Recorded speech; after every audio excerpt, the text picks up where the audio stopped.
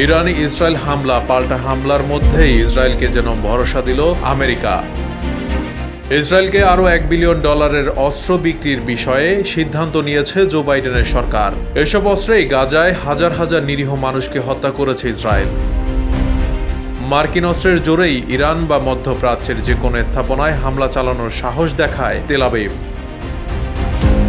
ওয়াল Street Journal ও CNN এর প্রকাশিত খবরে বলা হয়েছে, বাইডেন প্রশাসন ইসরায়েলের সঙ্গে $100 কোটি নতুন অস্ত্র চুক্তির বিষয়টি নিয়ে প্রাথমিকভাবে সম্মত হয়েছে।